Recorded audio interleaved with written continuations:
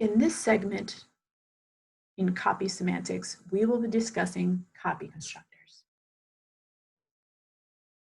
Now, copy constructors are the constructors that are called when we want to create a new object from an existing instance of an object of the same type. The most common prototype is the class name because that's the name of the constructor. And then we have to pass in an object of the same type by const reference. Now, why is this important? The const is important because whatever object we're making a copy of, we want to make sure that it's not changed. And the reference part is important because we definitely do not want to make a copy of the object that we are passing to the copy constructor. And we'll get to that in a second. By default, C++ offers a copy constructor that only makes a shallow copy, which is just element by element copy. If we need a deep copy, especially if we have memory on the heap, we will need to define our own copy constructors, and we will get to that. So let's look at this complex class. It has its default constructor.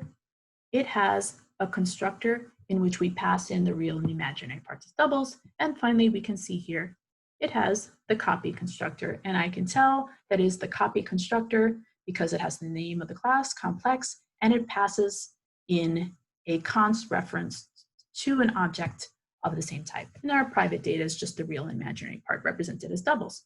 So how do I know when the copy constructor is called? You'll notice it most frequently in the following way. First, you'll see in main, we have created our objects C1 and C2. And then we'll see right here, when we want to instantiate our object C3, we are passing the object C1 to the copy constructor in order to create C3. Similarly, when we want to create C4 from C2, we would actually be passing the copy constructor the object C2. So even though there's using the equal signs, in this case, it is the same as passing C2 to the copy constructor. This would be equivalent. So even though it looks like the assignment operator, in this case, when we are creating a new object from an existing object, in this case C4 from C2, it is actually the copy constructor being called. Now, here's other times that the copy constructor is being called for us that we may take for granted.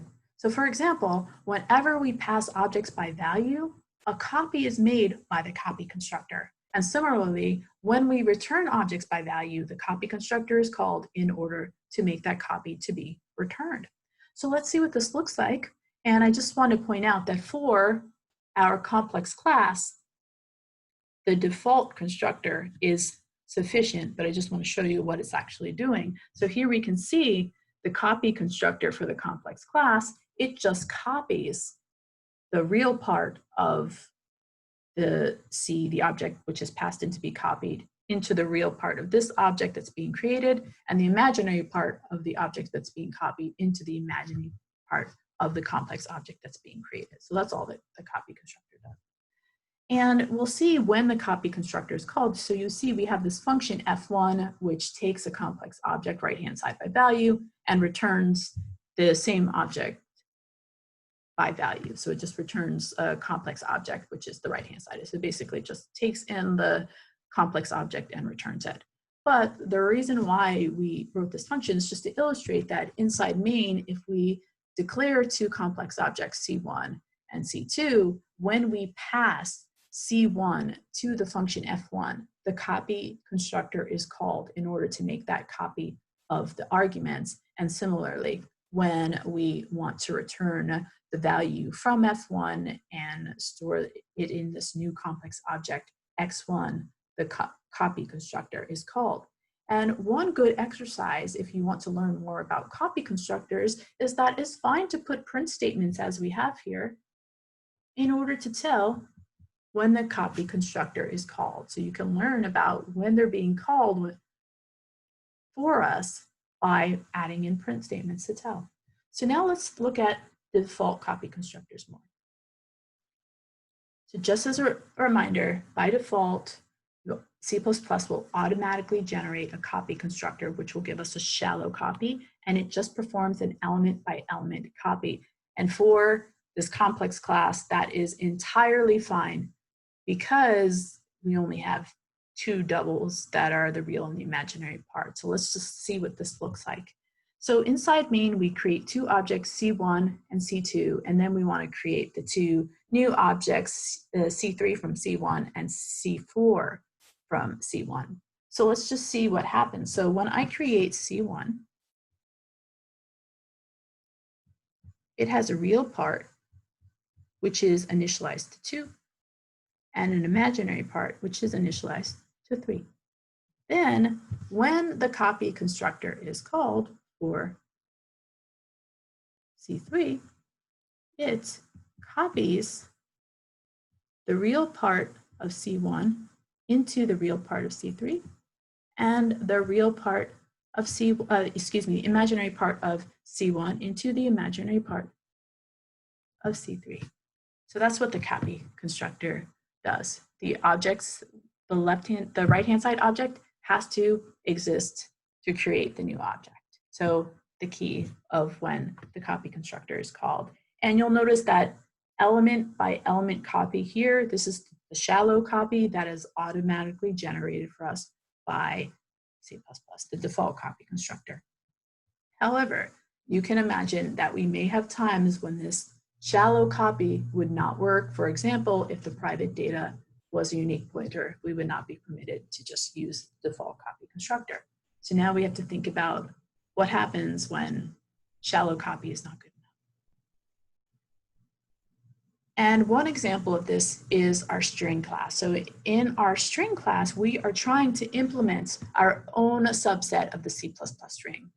And how we know that a shallow copy is not going to be sufficient for us is right here. We have to maintain an array of characters on the heap, which is our buffer of characters that actually represent the string. And then we also have our size, t length, and that's fine. You can do an element by element copy of that, a shallow copy of that. But this is the issue. We have an array of characters on the heap that when we make a copy, we need to allocate more memory and then actually copy the strings over. So I want to illustrate what's happening in main before we jump into the implementation of the copy constructor here. Okay, so this is what the intent is, and I just want to trace through in the code after we show what's happening with the copy constructor. So let's look inside main. So what main does, and I'm going to split this into two sections. So here's my stack memory, and here's my heap. And sometimes people ask me, how do I know how to draw this? Well, you know, memory doesn't look like these nice diagrams. You can think of this as just this huge array of memory. So this is just our logical abstract representation. You can draw this however it makes sense to you, but this is just an example. So inside main, I'm going to create my object, my string object S1. And it has two parts to it. It has this unique pointer buffer, and it also has the length. Okay, so when we instantiate S1, we are calling the constructor that takes the char star, so the start of a string. And what it does is then creates the memory on the heap of size length, and the length in this case is going to be the length of the string hello, so that's going to be 5, plus 1 because we need the null character. So I'm going to say we're going to allocate our 6 characters on the heap, our array of 6 characters, and then it copies hello with the null character into the buffer and make sure that our unique pointer buffer for string 1 is keeping track of the string hello. Now, when we want to instantiate S2, we will create the object on the stack for main. We'll create a buffer, but you'll notice that this buffer can't just point. So this would be a shallow copy. This would be bad. This is what we don't want. That would be shallow, just pointing. That's not what we want. What is actually going to happen is that we create a buffer of the same size as for string 1. So its length is going to equal 5. But then we have to make sure that we have space for the null character. And then we actually have to do our copy. So we have to do a copy of everything in S1's buffer to S2's buffer. And when it does that, it will be a copy. So that is what the copy constructor does. And it also makes sure that we have the pointer for S2 keeping track of its buffer on the heap. So now let's take a look at what this looks like in code. And let me just switch color for you because now I'm going to be tracing through the code. So the first thing is that we want to allocate our array on the heap and make sure that string 2's buffer is keeping track of this. And just to remind ourselves of the correct function, this is the copy constructor right here. So it has the same name as the class string, and it is passed in the other string by const reference. And in this case, the string S1, which is being used to make S2, is passed in by const reference. So now let's just go inside the implementation. So the first thing, which is what I drew, is buffer. So that's S2 buffer's unique pointer is going to be set to the result of calling make unique with the parameter for a char array. That is telling the compiler to create an array of characters on the heap of size, other size, so the string that we're passing in +1. So that is what's creating a character array on the heap of the size of other +1. So we can store the null character. And then it is storing that unique pointer in buffer of S2. So this is all this memory being created and stored in buffer is a result of our call 1.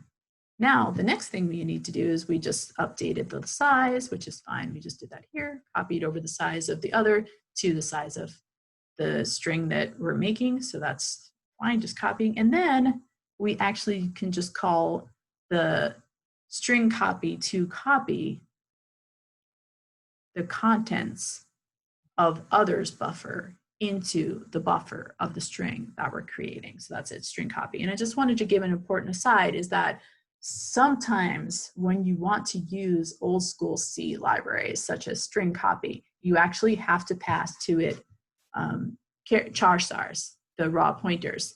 And so this is the destination char star when we're using, and this is the source char star when you're calling string copy. And something that I wanted to mention was that in order to get the raw address from your unique pointer, you call the get function of the unique pointer. So here, to get the source raw pointer address, we use other.buffer to get the other's unique pointer, and then get will return the char star, that is the physical address of the first character in string others buffer, in this case, string 1's buffer. Similarly, when we do this, recall that this is the self-reference pointer. So this is the address of the object calling this function, in this case, the object being created. This arrow, because this is always a pointer, buffer, which is the unique pointer of this object being created, .get, will get the physical address of the character array for the object being created. So we'll get the char star, the physical address of the first character in the character array on the heap of the address being created. So that's the destination. And that is how we do a deep copy constructor. And we can see when this is necessary because we need to make copies of memory on the heap.